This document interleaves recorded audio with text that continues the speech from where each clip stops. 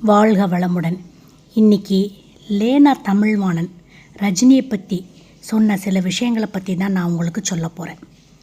சதுரங்கம் படப்பிடிப்பில் ஒரு தடவை ரஜினி இருந்திருக்கார். பிரசாத் ஸ்டூடியோவில் படப்பிடிப்பு நடந்துட்டு இருந்திருக்கு.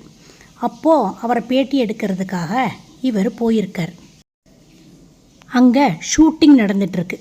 ரஜினியோட பார்வையில் படும்படியாக ஒரு நாற்காலியை இழுத்து போட்டுக்கிட்டு லேனா தமிழ்வாணன் உட்கார்ந்துருக்காரு.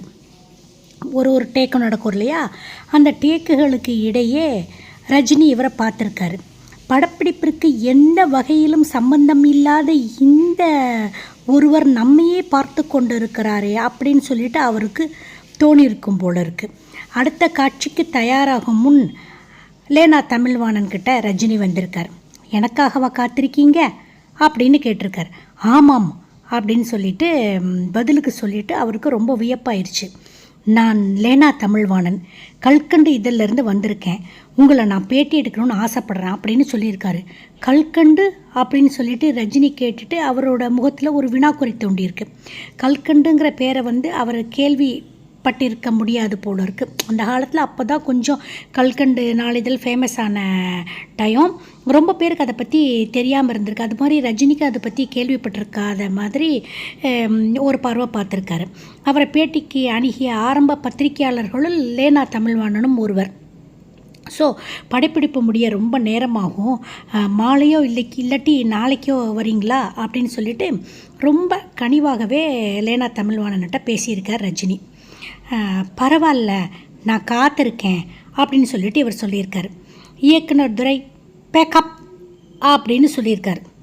மேக்கப்பெல்லாம் கழிச்சிட்டு ரஜினிகாந்த் நேராக லேனா தமிழ்வாணன்கிட்ட வந்திருக்கார். அப்புறம் பேட்டி எடுத்திருக்காங்க. அந்த பேட்டியும் கல்கண்டு இதெல்லாம் வந்திருக்கு.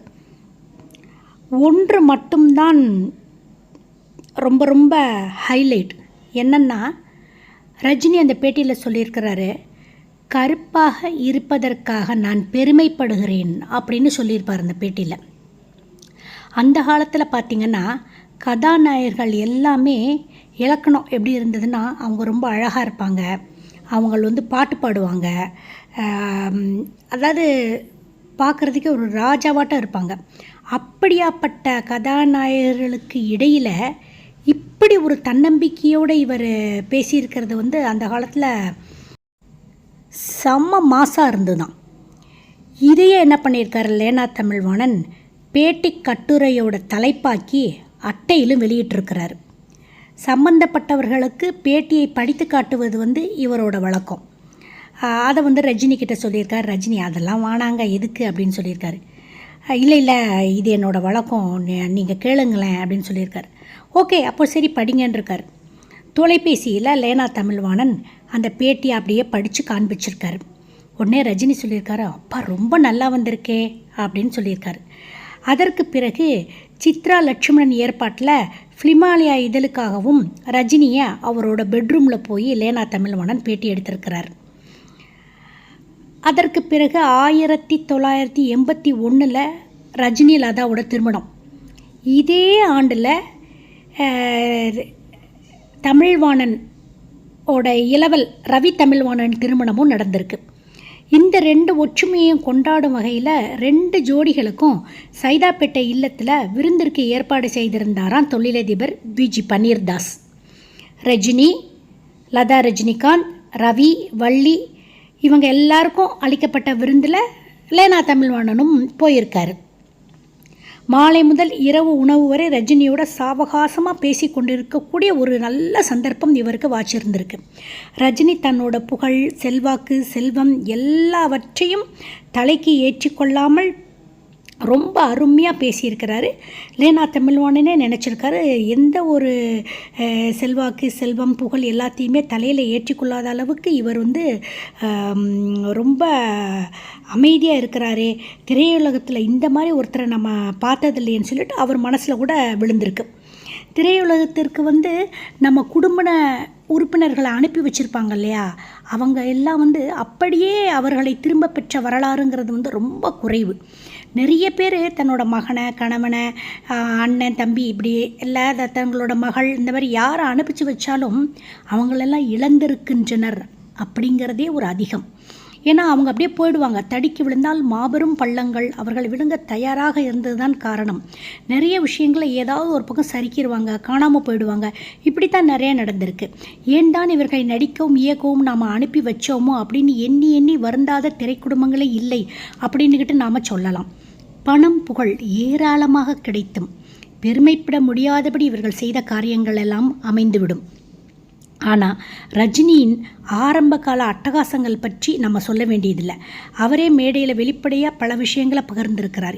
எப்படியோ இருந்தவர் இன்று நல்ல குடும்பத் தலைவராக திகழ்வதும் ஆகாத பழக்கங்கள் எல்லாம் கைவிட்டு விட்டு திரையுலகில் எந்த நாயகன் வாழ்விலும் இதுவரை நடந்திராத ஒரு விஷயம் அப்படின்னு சொல்லிட்டு லேனா தமிழ்வாணன் இதை சொல்கிறார்.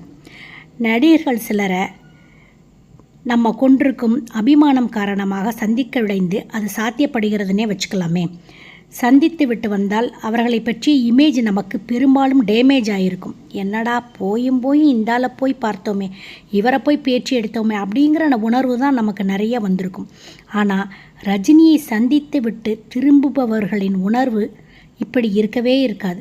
மாறாக நமக்குள்ள பன்மடங்கு உயர்ந்து நிற்பார். இந்த வயதில் இவர் மேலும் மேலும் படங்களை ஒப்புக்கொள்கிறாரே, இவர் நடிக்கத்தான் வேண்டுமா, வயசான காலத்தில் இப்படி நடிச்சிட்ருக்காரேன்னு நிறைய பேர் நம்ம நினச்சிருக்கோம். ஆனால் இவரால் திரையுலகிலும் அதற்கு அப்பாற்பட்டும் எத்தனை 1000 பேருக்கு பிழைப்பு கிடைக்கிது தெரியுமா. அந்த ஒரு விஷயத்துக்காகவே அவர் இன்னும் நடிக்கணும் அப்படின்னு சொல்லிட்டு லேனா தமிழ்வாணன் சொல்கிறாரு. நானும் கூட அதுதான் நினைக்கிறேன். ஏன்னா நிறைய பேர் வாழ்கிறாங்க இல்லையா, வாழ்கிறதுக்காக வேண்டி அவர் நடிக்கலாம். கடந்த 1981க்கு பிறகு ரஜினியுடன் நிறைய சந்திப்புகள் லேனா தமிழ்வாணனோடு சந்திச்சிருக்கிறாரு. அது சொல்லி கட்டுப்படியாகாத அளவுக்கு 2 பேரும் ஒருத்தருக்கு ஒருத்தர் நிறையா சந்திப்புகள் நடந்திருக்கின்றன. இவற்றுள் சம்பவங்களாக சிலவற்றை மட்டும் அவர் சொல்லியிருக்கிறார். அதாவது அவரோட பையன் அரசு ராமநாதனின் திருமண வரவேற்பிற்கு ரஜினியை அழைத்து அவரோட வட்டாரத்திட்டெல்லாம் கொஞ்சம் கெத்து காட்டணும்னு ஆசைப்பட்டிருக்காரு.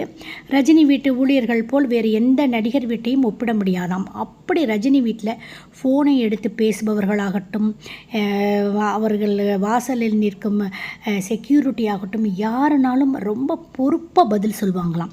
ரஜினிக்கும் யார் வந்திருக்கா யார் போயிருக்கா அப்படிங்கிற தகவல் சரிவர சென்று சேருமாம்.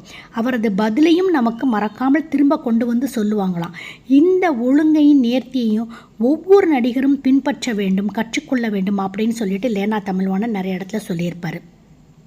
சரின்னு சொல்லிட்டு இவர் போய் அழைப்பிதழ் கொடுத்துருக்கும் போது, ஆஹா அன்னைக்கு நான் பெங்களூரில் இருக்கேனே லேனா சார் அப்படின்னு சொல்லிட்டு ரஜினி ரொம்ப ஏக்கமாக சொன்னாராம். சரின்னு சொல்லிட்டு இவர் கொடுத்துட்டு வந்துட்டார்.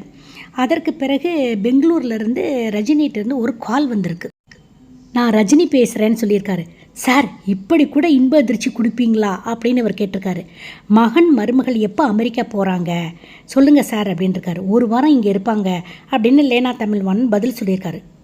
அப்படியா, சரி, அப்போனா அவங்கள நான் கண்டிப்பாக பார்க்கணும், வாழ்த்தணும். உங்கள் வீட்டுக்கு நாளைக்கு நான் வரலாமா சார்னு கேட்டிருக்காரு.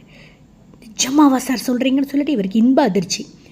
அவர் போய் மணமக்களை வாழ்த்தி விட்டு வந்தாராம். எப்படி ஒரு மனிதாபிமானம் பாருங்களேன். அதனால் நாமளும் இந்த மாதிரி மனிதாபிமானம், அன்பு, கருணை, பிறருக்கு வேலை கொடுக்கக்கூடிய அளவுக்கு நம்மளோட உழைப்பு, இந்த மாதிரி நிறைய விஷயங்களை நாம் ரஜினிக்கிட்ட கற்றுக்கணும்.